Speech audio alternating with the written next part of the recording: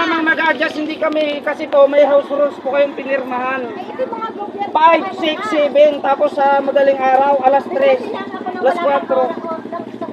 Ma'am, kayo kasi, ma'am, hindi kasi kayo, ma'am, nakakaranas ng mga ginagawa sa amin. Ilang araw na ako nilalagyan.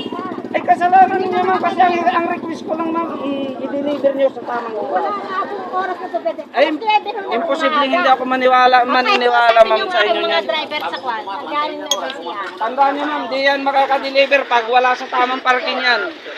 Tandaan ninyo, hindi ganyan. Bigyan mo ako ng parking ang din sa likod kung gusto mo. Kung ayaw mo. Pinapaparking ko nga kayo, ma'am, kahit doon sa harap ng isda, ano? Oh, yung pala eh, pwede naman pala doon eh. Bakit hindi kami pupunta kami doon? Ay, ang tagal ko nang sinabi sa inyo. Wala ma'am, ba na po- sinasabi? Ayan ang mahirap sa inyo. Wala kayo sinasabi. Hindi kayo...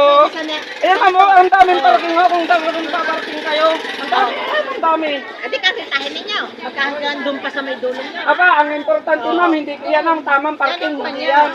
Yung pa naman pala pwede sa debate din ng mga taga-rin eh. Ayaw kami magpaparking doon eh. Oh, O ay, sabi ninyo hindi yung nga kayo may katwiran, sabi nyo, gobyerno. Adwas, doon ayaw kayong paparking dito, gusto nyo. Ayaw magpaparking ng mga taga mag-isda doon sa may yung mga kwan, yung mga... Ay, tumana kayo sa parking kung hindi kayo payagan doon. O i-ari. Ayan ang mga pala eh. Kung pwede din eh, baka hindi kami makaparking, kaya hindi kami makapulit. Nako, Kasi kwan eh. katwiran nyo mang balok din.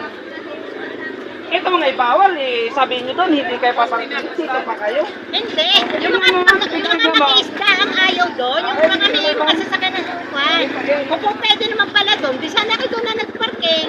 Ilipat ninyo kami sa susunod, hindi kami papayag dyan na lagi na lang yan. Kung kami magpupunta Sabi doon, ko konti kayo, lang. palibasay doon sa mga